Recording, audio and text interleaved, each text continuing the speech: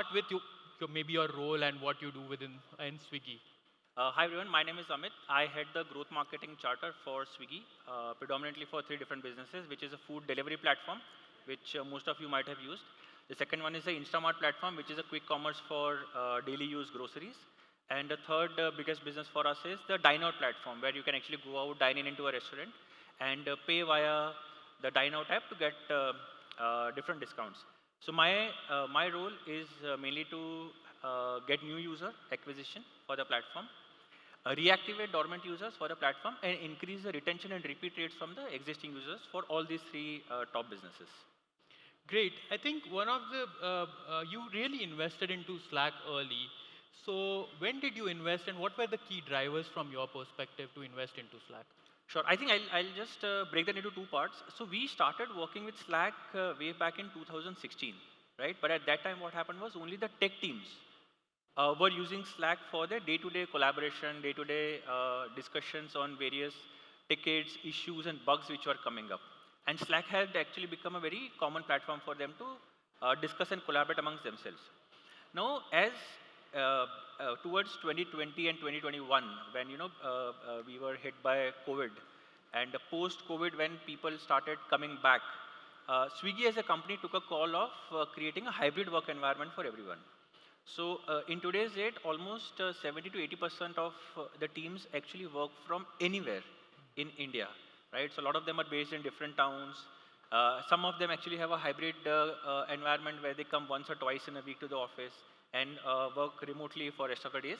And there are certain teams who are required to be in the office or in a physical location almost all 5 to 7 days of the week, depending on their work scenario. Now, we actually wanted to create a very strong understanding, a unique and unified communication channel amongst all these different set of people, right? And that is where Slack was introduced as a common tool for everybody in the company. So we expanded it from not only working with a tech team, but also to all the other business functions in the company. Right? So anybody who is sitting in Delhi or Kolkata or Mumbai, come on Slack, they create their own channels, they create different work groups on Slack, different threads on Slack, be part of existing channels wherever required for whatever time frame, and then the collaboration starts working between them. Second thing what also happened was as people, as a team started going remote, people started moving to their own ways of communication, right? Some people were on WhatsApp, some people were on Google Hangouts, some people used to call each other, some people used to schedule a meeting. So everybody's calendar, as you showed in one of your slides, was every day full of different meetings where either the meetings get rescheduled because not everybody is available at the same time, or they were not able to solve a problem in the same meeting because of lack of time. Now, what happened in all these things is there is the issue was the problem was not getting solved, right? It only used to get pushed to a different date or to a different meeting or to a point where someone else is required to attend that meeting to actually solve the problem. Now we moved the entire company to Slack for multiple different reasons.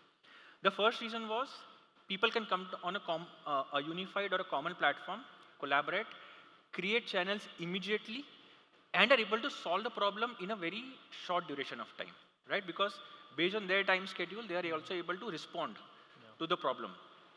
Second point is Slack also gives you a very strong user interface on mobile app, right? Unlike a lot of other players which may not have a lot of features coming on mobile app as well as on a desktop application. So because it is applicable on both desktop and mobile, users are very comfortable, even if they're traveling. For example, sales team keeps traveling, right, to different places. So it was very easy for them to keep communicating, coordinating with their team members, the other cross-functional teams who are required for sales on Slack itself. Second thing is a lot of teams which are in-house, right? For example, tech teams, or we have product teams, or we have the IT team, we have the marketing team. These teams also need to work together to solve a problem along with the sales guys, along with the restaurant partner, along with certain kind of FMCG brands, wherever there is a problem on the app. When I say app, the Swiggy app.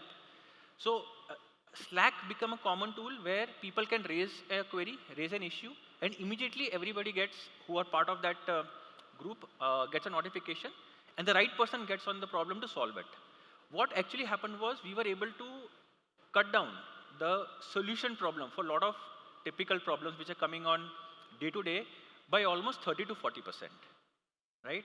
Because now the communication was almost instantaneous and people knew that this is a place where you need to go and find a problem and solve it and respond to it. Unlike relying on multiple different applications, multiple different platforms, multiple different meetings to come and discuss about a problem. So I think these were some of the areas because of which we actually chose Slack. Third, I think the biggest part was it was very easy to work with them.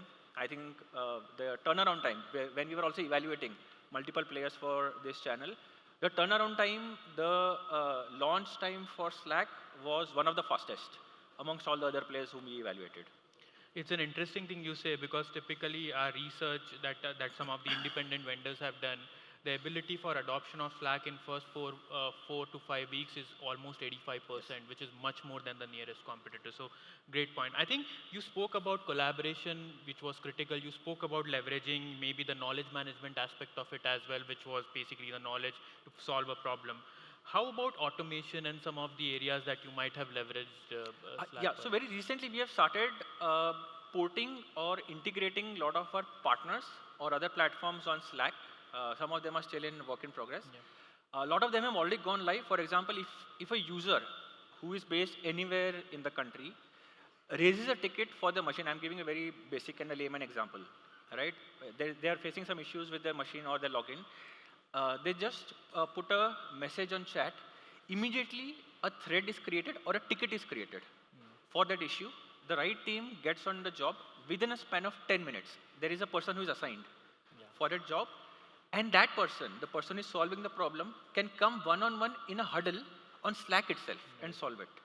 So for me, as a personal experience, I have seen there was a time when I was not able to log in into my Swiggy account, Swiggy email, right? Because some policies or some certificate had expired, and I was not able to log in into a meeting also, which was with an external partner. And I was facing some issue. I went on Slack, just put that I'm unable to log in into email. Within 10 minutes, the IT person came on huddle. He hardly took 2 minutes to solve the problem, and the ticket was closed there and then. Right? So this was the speed which happened, which earlier used to take 24 hours because it will go in a queue, it will get assigned to somebody, then that person will try to reach out to me through multiple different channels, and then they will try to take remote access of the machine and then solve it. Right? So a lot of these things have really helped us to automate certain processes. One more thing, I'm not sure if there are HR folks over here, right? We have also started using Slack to get a pulse of the company or of how the user is or an employee is feeling. Normally what happens is, from HR perspective, we keep on sending a lot of surveys, either on a monthly basis, quarterly basis, or an annual basis, right? And it's a very, very long survey. You will see the response rate for those surveys is very less because people normally don't tend to go to a survey monkey or an external survey to answer those questions. In Slack, what we have done is, we have created a HR bot, which actually sends you a question every day on Slack, which is a multiple choice question, as well as there is a way to input free text. It has worked so beautifully that we are getting more than 90% hit rate or response rate from the employees on the questions which is asked. And it has really helped us, the HR team specifically, to build a culture, to gauge the pulse of the teams, to gauge the pulse of the employees at that point, the mood of the employees, and they're able to come up with a lot of new programs, new benefits to answer those questions almost in real time. So, which used to maybe earlier take months to get formulated because they will throw a survey, they will take some response, they will accumulate it, then come out with a program. Now this has become very, very fast. Awesome. So you basically spoke about how not only the business is getting impacted with the 30 to 40% cut down on the process part of it, but the employee engagement is also improving by leveraging Slack. Switching gears and maybe the last part of it, AI is a talk of the town. So from a Swiggy standpoint, what are you investing into, or what are your roadmap from an AI standpoint, and how do you look at that? So couple of things. I think AI, I believe all of us have different definition for AI. I'll just share mine and from Swiggy's perspective.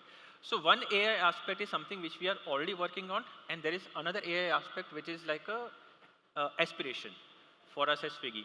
The one which we are already working on is with respect to using data to get much more intelligent about a user or a customer based on their transaction behavior, and able to recommend them with the right set of dishes whenever they session on the app.